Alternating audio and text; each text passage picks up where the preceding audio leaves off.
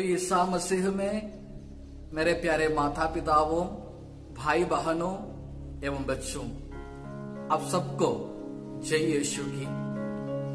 एक बार एक पल्ली में पर्व की तैयारी निमित्त भाषण का स्पर्धा आयोजित किया गया था।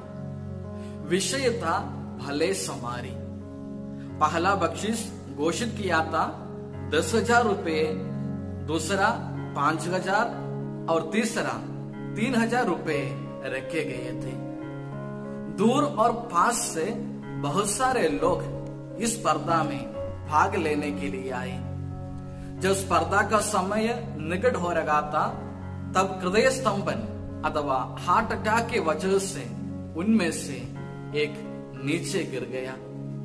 उस गिरे व्यक्ति को देखने बजाय सब लोग अपने अपने भाषण की तैयारी करते रहे। बाद में किसी और ने उसको उड़ा के दवाखाना लेकर गए और जाते वक्त उसने बोला, स्पर्धा तो खत्म हो गया, लेकिन किसी को बख्शिश नहीं मिला। हाँ मेरे प्यारे श्रोताओं, आज के इस समाचार में भले समारी के दृष्टांत द्वारा सही पड़ोसी कौन है, एक प्रश्न की सार्थकता दिखलाने के लिए प्रभु यीशु मसीह एक दृष्टांत बताते हैं। एक आदमी यरूशलेम से यरीको जा रहा था। रास्ते में वह डाकुओं के हाथों में पड़ा। उन्होंने उसे मार पीट कर उसके सामान लूट कर ले गए। बाद में एक फरीसी याजक उसी रास्ते से गुजर रहा था।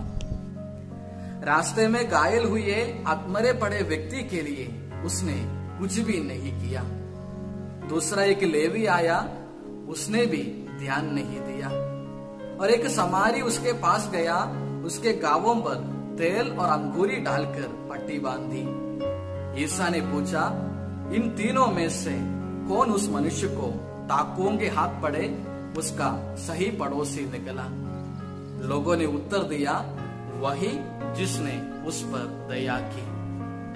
जी हाँ मेरे प्यारे भाई और बहनों, अपना सच्चा पड़ोसी वही है जो दूसरों के जरूरतों के समय उनको मदद करता है। जब यीशु ने एक सवाल पूछा, उसका सही पड़ोसी कौन निकला, लोग एक नहीं बोलते कि भले समारी, बल्कि लोगों ने बोला जो उसको करुणा दिखाई। अपने दैनिक जीवन में हमें भी मालूम है कि भलाई और बुराई क्या है, सच और झूठ क्या है, सही और गलत क्या है। लेकिन क्या हम अपने जीवन में सही निर्णयों द्वारा बदलाव लाने के लिए प्रयत्न करते हैं? ये है हम और उस समारी मनुष्य में अंदर। हम कितने लोगों के ऊपर करुणा दिखाई, उसके आधार पर होगा हमारा न्याय विधि।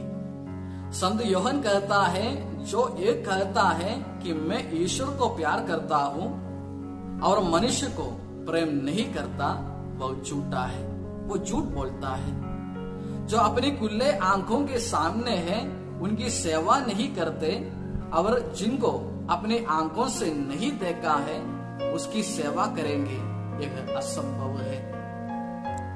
अपने वैयक्तिक और व्यक्तिगत जीवन की ओर देखें। विशेष रूप से इस कोविड-19 के पश्चात में अपने घर में रहने वालों के लिए, पड़ोसियों और रिश्तेदारों के लिए क्या मैं एक सही समारी हूं?